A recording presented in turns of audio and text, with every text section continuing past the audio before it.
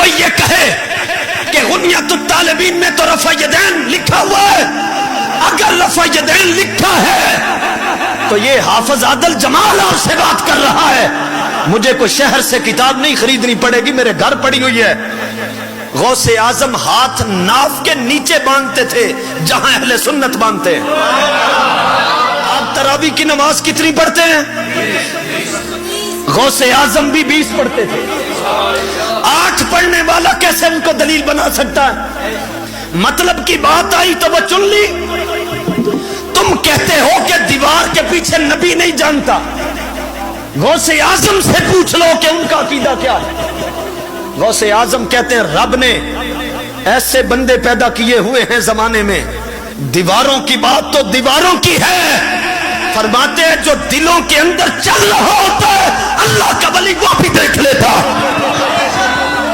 تم کہتے ہو کہ قبروں پر کیا لینے جاتے ہو، حضور غوث اعظم پورا طریقہ بیان کرتے ہیں اور آپ فرماتے ہیں قبر والا جو مردہ ہوتا ہے نا، وہ باہر جو بندہ اس کی زیارت کرے یا اس کی قبر پر حاضر ہو، قبر والا زندہ آدمی جو اس کی قبر پہ آتا ہے وہ اس کو دیکھتا ہے، اس کو پہچانتا ہے۔ عام مردہ مجھ جیسا کوئی مر جائے اور مردہ ہو جائے اور قبر میں دفن کرے تو غنیۃ الطالبین میں یہ بات لکھی ہوئی ہے کہ اگر میں مجھ جیسے گناہگار کی قبر پر آپ آئے تو میں آپ کو دیکھ کر پہچانتا ہوں۔ تو پھر تمہارا خیال کیا ہے؟ تم تو نبیوں کے بارے میں بے ادب اور گستاخ ہو۔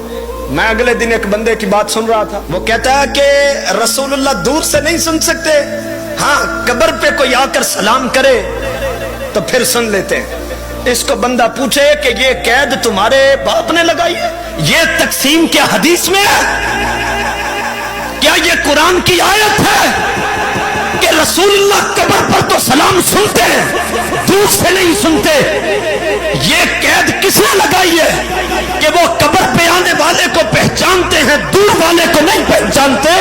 یہ تقسیم کیا حدیث میں ہے؟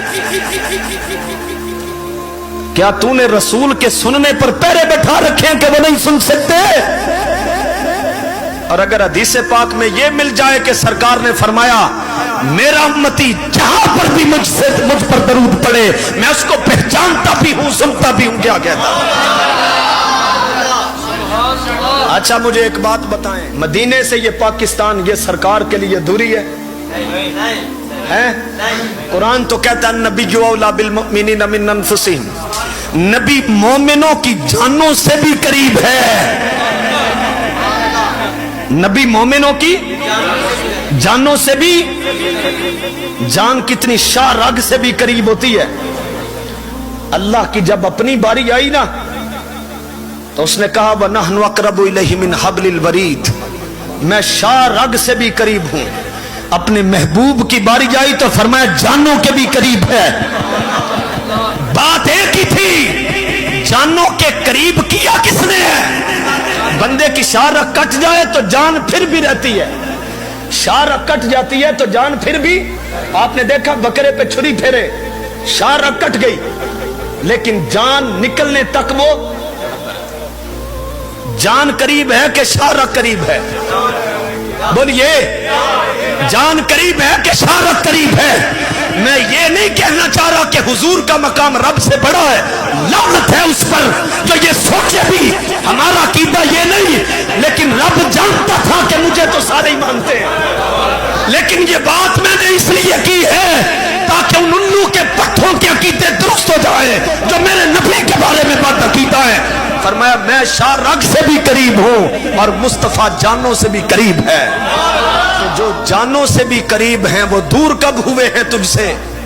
سرکار نے فرمایا دنیا پہ کوئی عورت جب لڑتی ہے نا اپنے خامن سے، لڑتی کہاں ہے؟ دنیا میں، زمین پر، تو فرمایا جس حور نے اس مرد کی بیوی بننا ہوتا ہے نا وہ جنت میں بیٹھی ہوئی یہ نظارہ دیکھ رہی ہوتی ہے۔ حدیث بخاری شریف کی ہے، اور صرف دیکھ نہیں رہی ہوتی، جھگڑا سن بھی رہی ہوتی ہے، سمجھتی بھی ہے کہ کیا کہہ رہی ہے۔ زبان کوئی بھی ہو حور جان لیتی ہے، حور ہر زبان جانے اور حضور ہر زبان نہ جانے۔ سرکار فرماتے ہیں کہ وہ حور جب اپنے خامن سے لڑتی ہے تو بیٹھی ہوتی ہے جنت میں، تو یہاں کہتی ہے تیرا ستیہ ناس ہو. وہ حور کہتی ہے، عورت تو عورت ہی ہوتی ہے، وہ بھی عورت ہے لیکن جنت ہی ہے. وہ کہتی ہے اتنی دور بیٹھ کے کہتی ہے تیرا ستیہ ناس ہو، یہ چند دنوں کا مہمان ہے تو اس سے لڑتی ہے، ہمیشہ کے لیے تو یہ میرا خامد بنے گا. میں سوال آپ سے کر سکتا ہوں، حور کا مقام مسلمان سے زیادہ نہیں، حور کا مقام مرد مومن سے زیادہ. وہ عورت جنت کی حور ایک مرد مومن سے اس کا مقام اونچا نہیں، مگر جنت میں بیٹھی ہوئی گھومے کی دیکھ سکتی ہے، تو مصطفیٰ مدینے سے یہاں گھومے کی نہیں دیکھ سکتی.